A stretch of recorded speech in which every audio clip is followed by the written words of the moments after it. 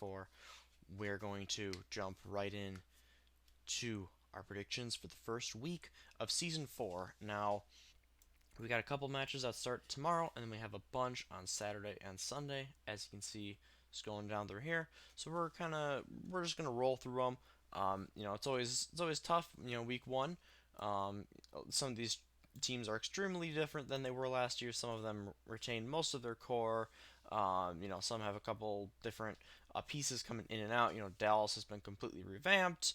Um, they only have Doha from last year, and otherwise they're completely different. Shanghai retained a lot of their team. Valiant completely new team. Philly's going to be fielding a couple of different people because they have a couple of people that left, and they also have Poco as well as Funny Astro that are unavailable to them right now because of visa issues. So um, we're going to be seeing some new looks from teams. Some that are upgraded, some that I believe to be, you could say, downgraded. Um, but however the case, we are going to start off with a battle for Texas. Only the two matches on Friday, like I said, starting at 2 and 3:30 tomorrow. So unfortunately, I won't be able to watch either of these. I'm going to be on the road, taking a bit of a trip tomorrow. Um, but I'm excited to watch the VODs. So, like I said, we got Outlaws versus Fuel. This has been an interesting series because season one it was really dominated by the Outlaws. Then to 2 and 3, we've seen more Dallas having success. The Dallas Homestead they routed them. Um, as well as season three, with Houston having their struggles, and Dallas being up and down, but of course, being more down than up. This is the most powerful Dallas team. Um, will they actually be really good? Who knows? In terms of Houston, they have Jake back as a player. I do like their additions. They have a pretty unproven tank line, so that's going to be definitely the thing to watch. Are they going to be able to keep up with the pressure? Also, meta wise, I'm not really sure what we're going to see, if I'm being perfectly honest. Um, which is why I'm so excited to watch, these first couple of matches and see if once again do we have two similar but a little bit different metas develop, in the East and then in the West. So in this one, I do like Dallas. They've been called the Dallas Mystic because they've picked up essentially all of the old Element Mystic roster. Um, back in the Apex days, which was an extremely dominant team. So they have a ton of talent. Like I said, Houston, they're still that mixed roster. We'll see if their practice has been paying off and if they're gelling already. But I do like Dallas winning this one in a relatively easy manner. I don't think Houston's going to put up a huge fight. Probably snag a map, but Dallas comes out on top. Then we have an LA Gladiators team that again has been a bit it's been revved up a bit, I would say. Um, Taking on San Francisco Shock. So Gladiators, I last season I was quite high on them. I really liked a lot of the changes that they made to their roster. I thought they made a lot of upgrades, and this year is essentially the same. Um, but I said the same thing before season two as well. It's like, oh, they got the Decay and Roar. In season three, oh, they got Space and OG. Um, so what do we see now? They're gonna have that back line of Moth and Shu, um, which are two extremely highly touted supports in the league. They still bring back Space. They bring back essentially the same DPS. In Kevster and Birdring, and Mirror. So a ton of talent on this team going against, of course, the two-time defending champs San Francisco Shock, going for the repeat. Um, I do think this is the weakest Shock team since season two. I think that they're last year we all kind of thought they're probably just gonna repeat, but I do think that they have some very slight weaknesses, and I think that of the other top tier teams, they can definitely get pushed, and they got pushed a bit last year. Honestly, if they have a weakness, obviously this is a loaded team. I would say it's probably the DPS. Nero has when he in his time with the Charge, he had really good moments, and he had really rough matches. I think losing Rascal hurts a lot. I think he was a very understated part of this team the last few years. So I think Shock is a little bit vulnerable here. I do still think they win their opening match against Glads. The core of the team has still been is still together.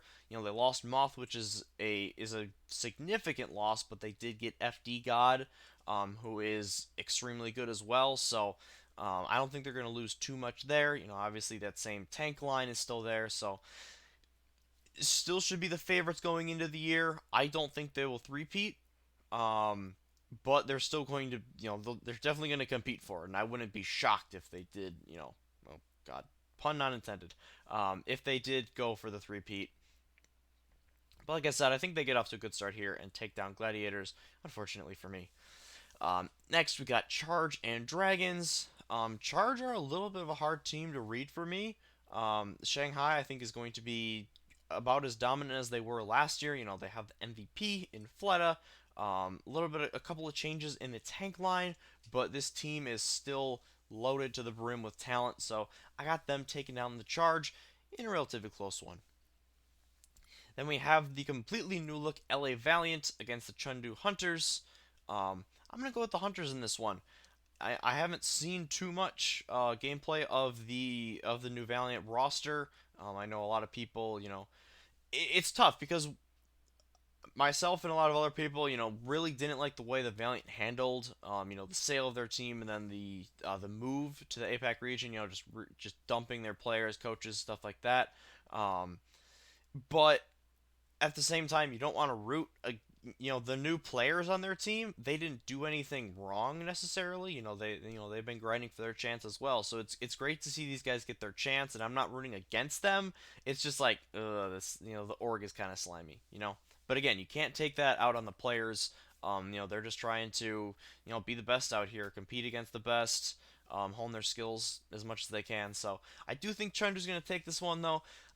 There's a bunch of talent on this team. They obviously never put it together the last couple of years, but I think their DPS is going to really pop off early in the season.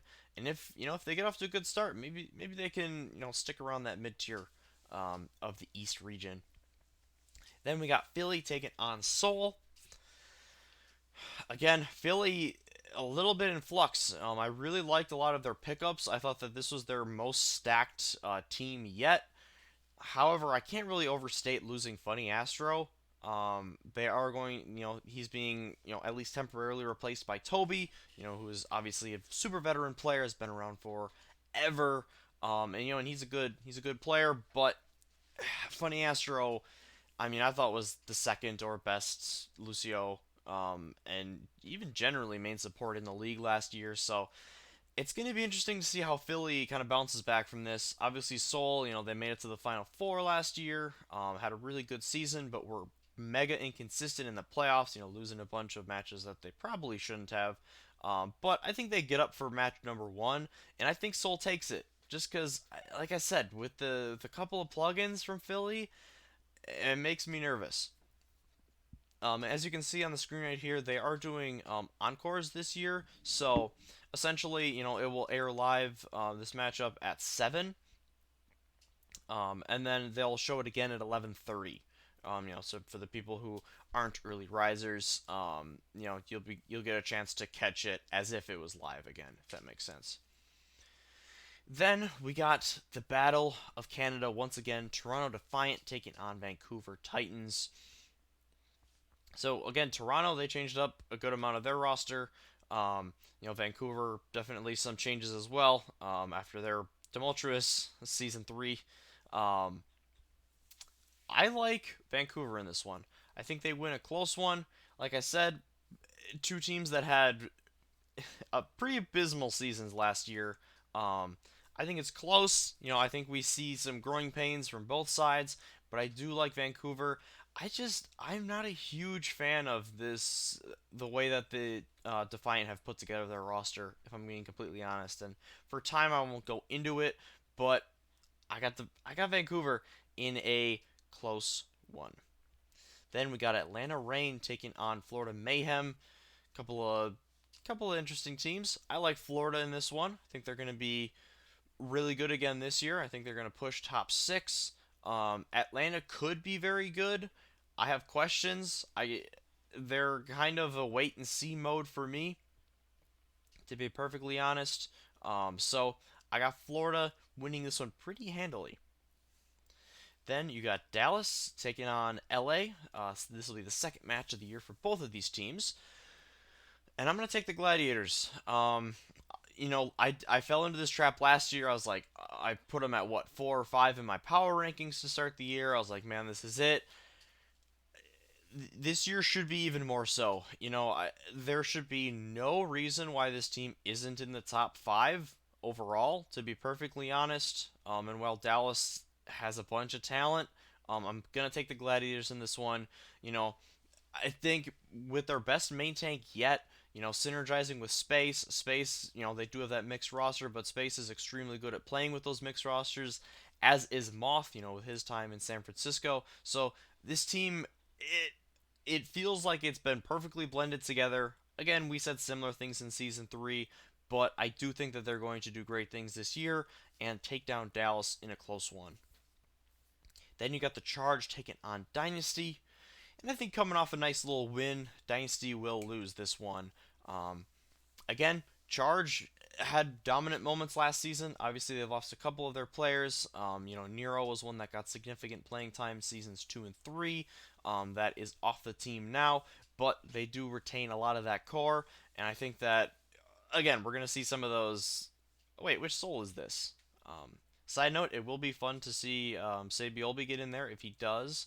It'll be weird to see him not with NYXL, but to for a fan favorite in Korea to actually play for the Korea team is going to be super cool.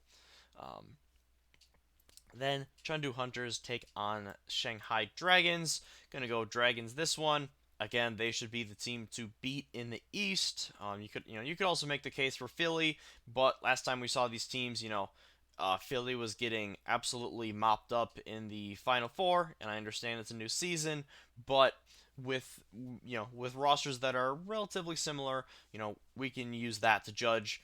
We can partially use that to judge. You have to take into account a bunch of variables, but everyone thinks Shanghai is going to be amazing. I see them at number 2 or even like 3 at lowest on a bunch of the power rankings, and I agree. They're going to be very scary again. Then you got Philly taking on LA Valiant. Again, gonna go with Philly in this one. There's more certainty with that team. Even though they had a rough end to the year, this was a team that got second in a couple of tournaments. Was one of the best teams all year. Barely dropped any maps. They did barely lose when it counted, but they were definitively a top 4 team in the league the whole season. So you cannot understate them, even being down a couple of players. Then Houston takes on San Fran Shock. I feel like this is a rough start for Houston again. Um, do not think the Outlaws will pull this one off. I think Shock start the season out 2-0. Again, it's going to be interesting to see this Houston roster. I have more hope for it than last year's. But Dallas and San Fran are 2 tough opponents to start with. So hopefully they show some signs of life. They still have Dante and, like I said, Jake coming back. Maybe that'll give them a boost.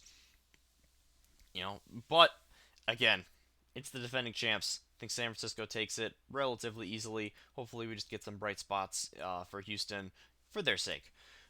Then you got Florida Mayhem taking on Vancouver Titans.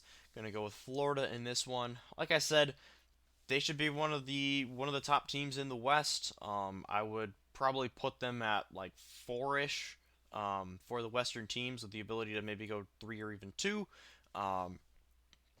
A lot of that same roster. I really, really like their tank and support lines. Yaki had a really, really good debut season last year. Was definitely a candidate for MVP for the majority of the year.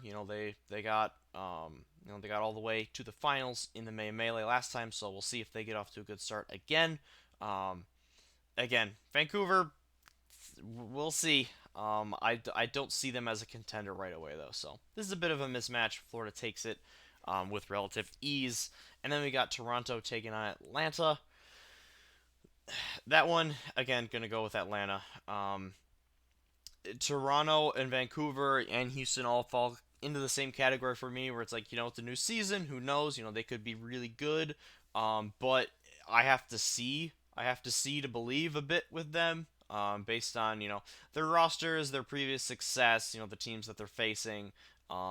It just wouldn't make much sense to pick Toronto in this one for me. So gonna go with Atlanta in a relatively easy one.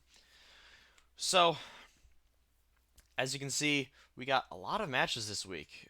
I'm super excited. I'm going to be, catching as many of them as I can on the weekend. As I said, I am going to be out of town, but hasn't stopped me before. So I hope you guys are pumped for 2021 season. Gonna try to go with a graphic this year, kind of showing, prediction record. That'll be fun. Maybe if we want to get it going in the comments, if you guys want to quickly just shoot down the teams you think will win, and maybe we can do some comparisons if that's something that interests you. But like I said, it's just excitement for the year. Didn't go super in depth with any of these because I didn't want the video to get long, and it's week one. Let's just kind of see what happens. Will some teams rise to the forefront? Will some of these teams who have struggled in the past multiple seasons, your Hunters, your Outlaws, your Dallas, Vancouver. Well, obviously Vancouver had a great season too, but not three. Even to a lesser extent, the middle teams like Atlanta and Gladiators, you know, Charge maybe. Will they, Valiant? Will they actually step up, and really, really throw down with the big boys this year? We'll see. I hope there's some variance just for, the sake of some parity. I love when you don't really know what's going to happen. So hopefully we see some big upsets. And hopefully you guys enjoyed the video. Like I said, I hope you have a great weekend. It's going to be a fun year. I can already tell. Thank you very much for watching. Comment down below if you got anything for me. Otherwise, watch a bunch of Overwatch League Season 4, and we'll see you in the next one.